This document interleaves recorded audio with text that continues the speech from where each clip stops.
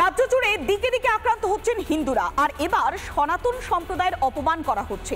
কেননা তারাপীঠের যে মহাশ্মশান, সেই মহাশ্মশানের উপরে জল প্রকল্পের কাজ করা হচ্ছে, আর সেখানেই রয়েছে বৈষ্ণবদের সমাধিস্থল।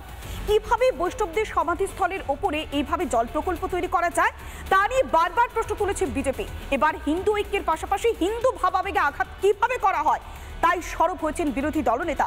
বৃহত্তর আন্দোলনের হুঁশিয়ারিও দিয়েছেন তিনি।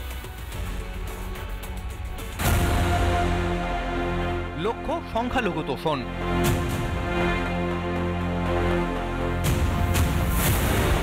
তাই রাজ্য জুড়ে ছলে বলে কৌশলে হিন্দুদের ভাবাবেগে আঘাতের চেষ্টা তৃণমূল সরকারের। তারাপীঠ মহাশ্মশানের জল শোধন করে দ্বারকা নদীতে ফেলা হবে, সেজন্য প্ল্যান্ট তৈরির কাজ চলছে। এই নির্মাণকে কেন্দ্র করে কার্যত একদিকে যেমন বিজেপি সরব হয়েছে, অন্যদিকে তৃণমূল কংগ্রেস বলছে উন্নয়নে বাধা দিচ্ছে। সেই জল প্রকল্পকে কেন্দ্র করেই হিন্দু আবেগ নিয়ে ছিনিমিনি খেলা শাসক দলের। বেশ কিছু মানুষের বা ওখানকার স্থানীয় যারা বিজেপি নেতৃত্ব রয়েছে তাদের দাবি যে ওখানে বৈষ্ণবদের সমাধিস্থল ছিল, যে জায়গাতে এই প্ল্যান তৈরি করা হচ্ছে। দীর্ঘদিন ধরেই প্রতিবাদে সরব বিজেপি নেতৃত্ব। শুক্রবার রামপুরহাট এসডি অফিসের সামনে বিক্ষোভ দেখায় গেরুয়া শিবির।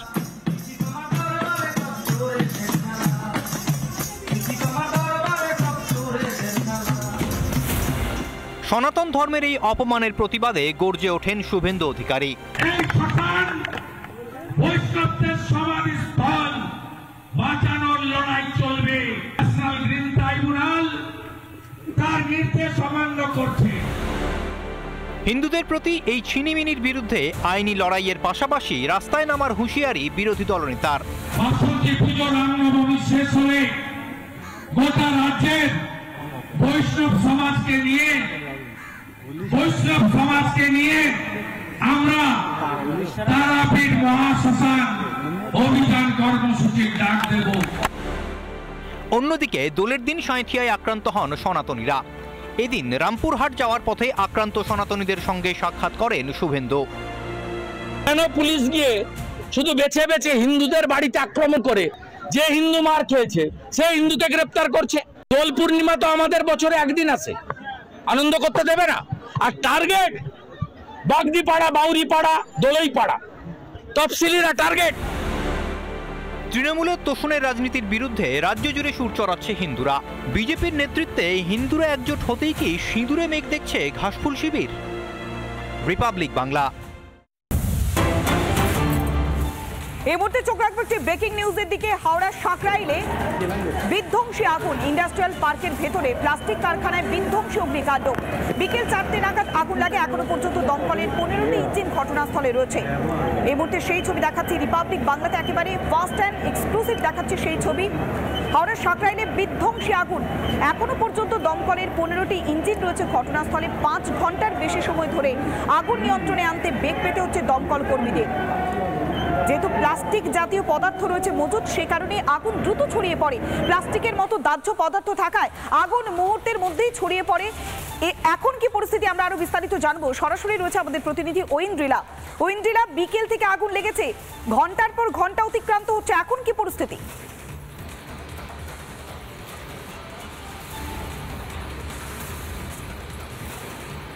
দেখো পৌলমী, এখনো পর্যন্ত কিন্তু আগুন নিয়ন্ত্রণে আসেনি। দমকল কর্মীরা চেষ্টা করছে আগুন নেভানোর। বিকেল 4টে থেকে 4:30 নাগাদ কিন্তু আগুন লাগে এবং এটি হলো একটি প্লাস্টিকের কারখানা। এই কারখানাতে প্রথমে আগুন ছড়িয়ে পড়ে, তারপর কিন্তু দাউ দাউ করে গোটা বিল্ডিংটা, একেবারে ফ্যাক্টরিটা পুরোপুরি জ্বলে যায়। ভিতরে আর কোনো জায়গা বাকি নেই যেখানে আগুন লাগতে পারে। একদম 15টা ইঞ্জিন একেবারে মাথা থেকে শুরু করে পা পর্যন্ত বিল্ডিংয়ে জল মারার চেষ্টা করছে, কিন্তু এখনো পর্যন্ত 6 ঘন্টা অতিক্রান্ত। যেরকম আগুন ছিল তার থেকে সামান্য কিছুটা আগুন নিয়ন্ত্রণে এসছে। তবে যে পরিস্থিতি এখনো পর্যন্ত পৌলমী, তাতে পরিষ্কার বোঝা যাচ্ছে যে এখনো বেশ কয়েক ঘন্টা সময় লাগবে দমকলের। কারণ যে পরিমাণে আগুন ছড়িয়ে পড়েছে, দমকলের একাধিক জায়গায় বিভিন্ন দিক থেকে সেই আগুন অ্যারেস্ট করার চেষ্টা করছে দমকল। তুমি দেখতে পাচ্ছ এখানে পুরো ক্যানের পর ক্যান, ট্যাঙ্কের পর ট্যাঙ্ক, ছোট ছোট ট্যাঙ্কগুলো আমি দেখতে পাচ্ছি যে পড়ে রয়েছে। ভিতরে প্লাস্টিকের বস্তুর পাশাপাশি রাসায়নিক পদার্থ ছিল বলে আমরা জানতে পারছি, যে কারণে আগুন কিন্তু খুব দ্রুত ছড়িয়ে পড়ে। আমি ওয়াসিমকে ডান দিকের ছবিটা আর একটু ভালোভাবে দেখাতে বলবো।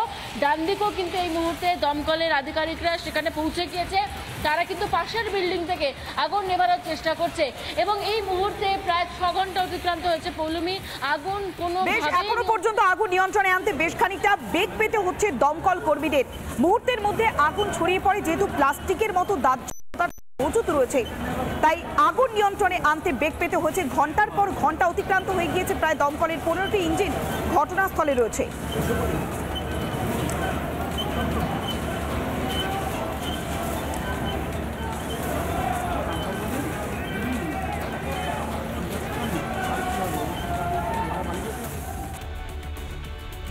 মুর্শিদাবাদের রঘুনাথগঞ্জে মাটি মাফিয়াদের রাজ।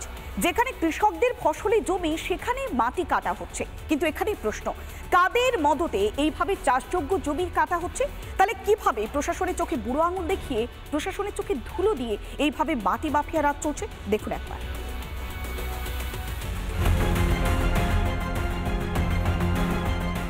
5-7 বছর আগে থেকে মাটি কাটছে, এই যে সব ওগুলো সব দিকে করে দিয়েছে, সব মানে সব চাষের জমি সব নষ্ট করে বাদ।